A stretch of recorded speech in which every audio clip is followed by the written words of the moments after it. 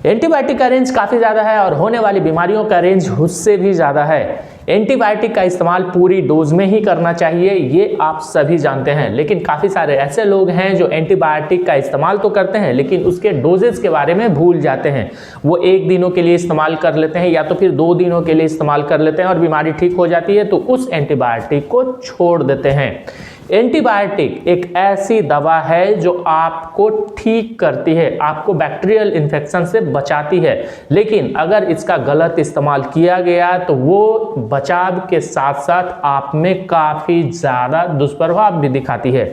इसलिए एंटीबायोटिक के डोजेस को चलाना, सही तरीके से चलाना काफ़ी इम्पॉर्टेंट होता है और उसके लिए आपको जानकारी होनी काफ़ी ज़रूरी है कि कौन सा एंटीबायोटिक कितने दिनों तक और कितने mg पर kg पर डे के हिसाब से चलाया जा सकता है। सो हेलो गाइज, मैं रवि वर्मा और आज मैं इसी के बारे में बात करने जा रहा हूं, एंटीबायोटिक के डोजेस के बारे में, क्योंकि बच्चों में काफ़ी सारे ऐसी बीमारियां होती हैं जिनमें एंटीबायोटिक का इस्तेमाल किया जाता है। हालांकि एडल्ट में भी काफ़ी सारी ऐसी बीमारियां होती हैं जिसमें एंटीबायोटिक का इस्तेमाल किया जाता है और उन सभी बीमारियों में एंटीबायोटिक डोजेज में ही चलाने की आवश्यकता होती है। तो पहले हम लोग जानेंगे सेफेलोस्पोरिन ग्रुप ऑफ मेडिसिन के बारे में। ये एक बहुत बड़ा रेंज है एंटीबायोटिक का। इसमें जो भी एंटीबायोटिक आते हैं वो काफ़ी इंपॉर्टेंट होते हैं और काफ़ी वाइडली चलाए जाते हैं। तो सेफेलोस्पोरिन ग्रुप में जो पहली मेडिसिन है वो है सिफेक्जिम। सिफेक्जिम काफ़ी इंपॉर्टेंट मेडिसिन है और काफ़ी ज़्यादा इस्तेमाल होने वाली मेडिसिन है और इसके जो डोजेज हैं वो 8 mg पर kg पर डे इन डिवाइडेड डोजेज में है। अगर कोई भी बच्चा 10 kg का है तो उसे 80 mg एक दिनों में सुबह शाम चलाने की आवश्यकता हो सकती है। इसका इस्तेमाल 3 दिनों से लेकर के 14 दिनों तक करने की आवश्यकता हो सकती है।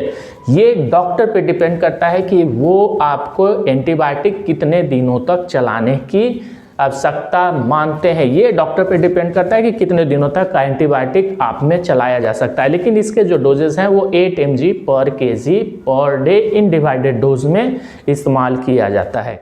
सेफेलोस्पोरिन ग्रुप की जो दूसरी मेडिसिन है वो है सेफोडॉक्सिन। सेफोडॉक्सिन में भी एक काफ़ी इंपॉर्टेंट मेडिसिन और काफ़ी ज़्यादा इस्तेमाल होने वाली मेडिसिन है। इसके जो डोजेस हैं वो 10 mg पर kg पर डे, यानी 10 mg एक दिनों में 10 mg पर kg के हिसाब से इसका इस्तेमाल किया जा सकता है। अगर कोई बच्चा 10 kg का है तो उसमें एक दिनों में 100 mg चलाए जा सकते हैं इन डिवाइडेड डोज सुबह और शाम।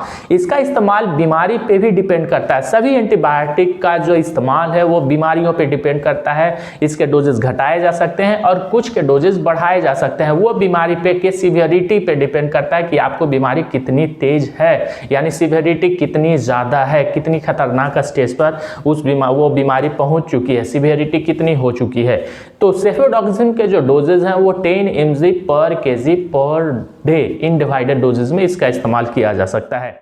सेफेलोस्पोरिन ग्रुप की जो तीसरी मेडिसिन है वो है सेफ्ट्रियाजोन। सेफ्ट्रियाजोन एक इंजेक्टेबल रेंज है और इसका जो डोजेज है वो 75 mg to 100 mg पर kg पर डे इन डिवाइडेड डोजेज में इस्तेमाल किया जा सकता है, लेकिन एडल्ट में इसका इस्तेमाल 4 ग्राम यानी 4000 ग्राम से ज़्यादा इस्तेमाल नहीं किया जा सकता है। मैं बार बार बोल रहा हूँ, सभी एंटीबायोटिक का जो डोजेज है वो घटाए जा सकते हैं और बढ़ाए जा सकते हैं, लेकिन मैक्सिमम से ज़्यादा बढ़ाना काफ़ी खतरनाक साबित हो सकता है। तो इसका जो डोजेज है वो 75 mg to 100 mg पर kg पर डे इन डिवाइडेड डोज में इस्तेमाल किया जा सकता है और इसके जो मैक्सिमम डोज है वो 4 ग्राम यानी 4000 mg से ज़्यादा इस्तेमाल नहीं किया जा सकता है। सेफेलोस्पोरिन ग्रुप की जो तीसरी मेडिसिन है वो है सेफेलैक्सिन। सेफेलैक्सिन का भी इस्तेमाल काफ़ी वाइडली रेंज में किया जाता है। इसका जो इस्तेमाल है वो सीवियरिटी पे भी डिपेंड करता है। अगर सीवियरिटी आपको कम है तो 25 mg to 50 mg पर kg पर डे इसका इस्तेमाल किया जा सकता है। अगर इन्फेक्शन बहुत ही कम है, हल्का फुल्का है तो 25 to 50 mg 25 से 50 mg तक एक दिनों में पर kg पर डे के हिसाब से किया जा सकता है इन डिवाइडेड डोज सुबह और शाम। और अगर सिवियरिटी काफ़ी ज़्यादा है तो 75 mg टू 100 mg पर केजी पर डे के हिसाब से इसका इस्तेमाल किया जा सकता है। यानी सिवियरिटी कम है तो 25 से 50 mg पर केजी पर डे, और सिवियरिटी काफ़ी ज़्यादा है तो 75 से 100 mg पर केजी पर डे का हिसाब से इसका इस्तेमाल किया जा सकता है। अब जानते हैं मैक्रोलाइड ग्रुप के एंटीबायोटिक के बारे में। और मैक्रोलाइड ग्रुप में जिस एंटीबायोटिक का नाम है वो है एजिथ्रोमाइसिन, जो कि काफ़ी इंपॉर्टेंट एंटीबायोटिक है। ये बच्चों के साथ साथ एडल्ट में वाइडली यूज किया जाता है, बहुत ही ज़्यादा इस्तेमाल होने वाली मेडिसिन है। और इसके जो डोजेज हैं वो 12 mg पर केजी पर डे किया जाता है। ये 3 से लेकर 5 दिनों तक इस्तेमाल करने की सलाह दी जाती है। सभी एंटीबायोटिक का इस्तेमाल अलग अलग दिनों तक किया जाता है, लेकिन मिनिमम 5 डे या तो फिर 3 डे या तो फिर 5 डे इस्तेमाल करने की सलाह दी जाती है।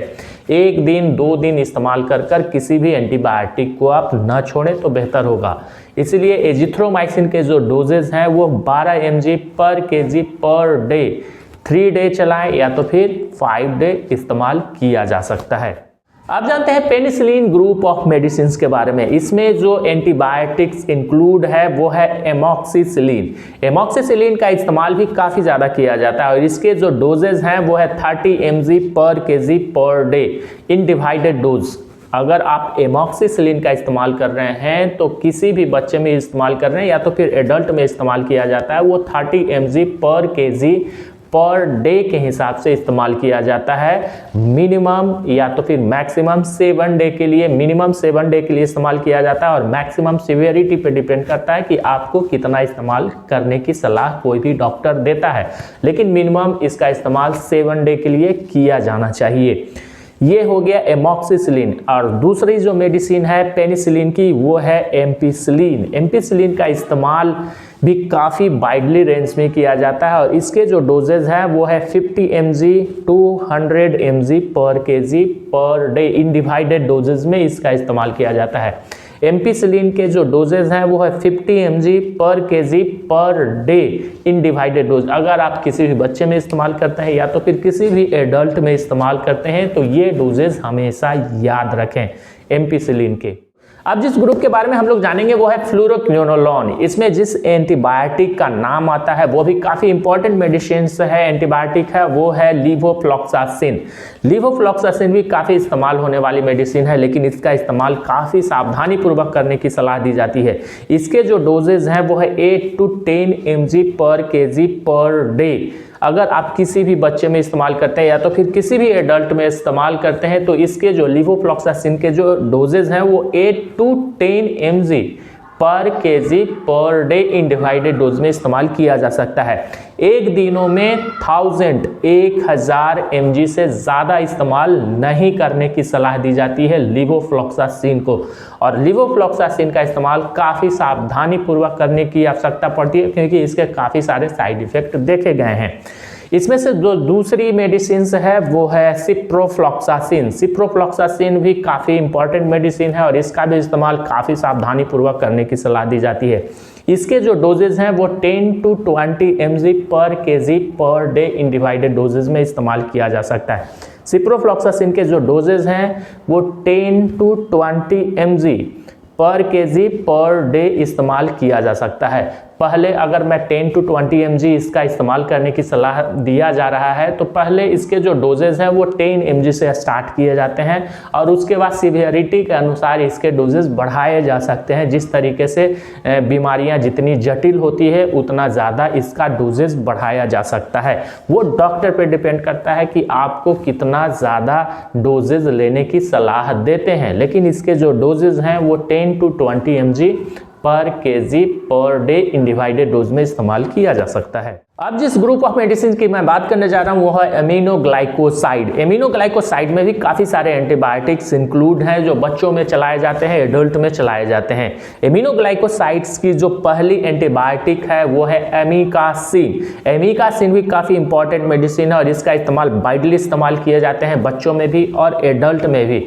और इसके जो डोजेज हैं वो 15 mg पर केजी पर डे इस्तेमाल किया जा सकता है। इन डिवाइडेड डोजेज में भी इसका इसका भी इस्तेमाल किया जा सकता है। यानी एमिकासिन का जो डोजेज है वो 15 mg 15 mg पर kg पर डे इन डिवाइडेड डोज में इस्तेमाल की जा सकती है। अगर किसी बच्चे का वेट 10 kg है तो उसे 150 mg इन डिवाइडेड डोज में इस्तेमाल किया जा सकता है इसका। लेकिन ये मैक्सिमम डोजेज होते हैं। अगर आप किसी भी बच्चे में इस्तेमाल कर रहे हैं तो मैक्सिमम डोज कभी भी न इस्तेमाल करें। जब भी आप इस्तेमाल करें बहुत ही सोच समझकर किसी भी एंटीबायोटिक का इस्तेमाल करने की आवश्यकता होती है। तो अगर आप किसी भी डॉक्टर के पास जाते हैं और वो भी कभी कभी ऐसा होता है कि वो डॉक्टर काफ़ी हैवी डोज देने लगते हैं, तो अगर आप डोजेस के बारे में जानकारी रखेंगे तो आप उनसे क्वेश्चंस कर सकते हैं कि ये डोजेस काफ़ी ज़्यादा है, काफ़ी ज़्यादा हैवी डोज आप इस्तेमाल कर रहे हैं बच्चे में। तो डोजेस के बारे में जानकारी होना सभी को ज़रूरी है, चाहे वो डॉक्टर हो चाहे वो पेशेंट्स हो, सभी को एंटीबायोटिक के डोजेस की जानकारी होनी चाहिए। दूसरी जो मेडिसिन है एमिनोग्लाइकोसाइड्स की वो है जेंटामाइसिन। जेंटामाइसिन भी काफ़ी इंपॉर्टेंट मेडिसिन है और इसके जो डोजेज हैं वो 5 mg पर kg पर डे इन डिवाइडेड डोज में इस्तेमाल किया जा सकता है। इसका इस्तेमाल 1 mg पर kg या 2 mg या तो फिर 3 mg पर kg पर डे के हिसाब से भी इसका इस्तेमाल किया जाता है। लेकिन इसके जो डोजेज हैं वो है 5 mg पर kg पर डे इन डिवाइडेड डोज में जेंटामाइसिन का इस्तेमाल किया जा सकता है। एमिनोग्लाइकोसाइड की जो नेक्स्ट मेडिसिन है वो है स्ट्रिप्टोमाइसिन। स्ट्रिप्टोमाइसिन भी काफ़ी इंपॉर्टेंट मेडिसिन है और इसके जो डोजेज हैं वो है 15 mg 15 mg पर kg पर डे के हिसाब से इसका इस्तेमाल किया जाता है। स्ट्रिप्टोमाइसिन काफ़ी इंपॉर्टेंट मेडिसिन है और इसका जो डोजेस है वो 15 mg 15 mg पर kg पर डे इन डिवाइडेड डोज में इस्तेमाल किया जा सकता है। इसका इस्तेमाल 1 से 2 ग्राम से ज़्यादा नहीं करने की सलाह दी जाती है इन डिवाइडेड डोजेज में। जब भी आप स्ट्रिप्टोमाइसिन का इस्तेमाल करें ये ज़रूर ख्याल करें, ध्यान रखें कि इसका इस्तेमाल 1 से 2 ग्राम से ज़्यादा नहीं किया जा सकता है। तो ये सभी जो मेडिसिन हैं वो काफ़ी इंपॉर्टेंट मेडिसिन है और सभी का इस्तेमाल काफ़ी सावधानी पूर्वक करने की आवश्यकता होती है। सभी का इस्तेमाल, जितने भी एंटीबायोटिक हैं उन सभी के डोजेस घटाए जा सकते हैं और डोजेस बढ़ाए जा सकते हैं सीवियरिटी के अनुसार, लेकिन किसी भी व्यक्ति में मैक्सिमम डोज से ज़्यादा इस्तेमाल नहीं करने की सलाह दी जाती है। अगर किसी व्यक्ति में मैक्सिमम डोज इस्तेमाल किया जाता है वो तो डॉक्टर के निगरानी में किया जाना चाहिए। अगर मैक्सिमम डोज किसी को सीवियरिटी काफ़ी ज़्यादा है तो उसमें मैक्सिमम डोज इस्तेमाल होते हैं तो वो इस्तेमाल डॉक्टर के निगरानी में करने की आवश्यकता होती है। तो आप जब भी एंटीबायोटिक का इस्तेमाल करें मिनिमम 3 दिनों तक या तो फिर मिनिमम 5 दिनों तक इस्तेमाल करें, उससे कम कभी भी एंटीबायोटिक का इस्तेमाल न करें। और जब भी इस्तेमाल करें किसी डॉक्टर सलाह से ही इस्तेमाल करें। किसी भी एंटीबायोटिक को खुद से किसी भी दुकान में जाकर, मार्केट में जाकर या तो फिर मेडिकल शॉप में जाकर किसी भी एंटीबायोटिक का इस्तेमाल करना काफ़ी खतरनाक हो सकता है। तो जब भी इस्तेमाल करें किसी डॉक्टर सलाह से इस्तेमाल करें और पूरी डोज में इस्तेमाल करें किसी भी एंटीबायोटिक का।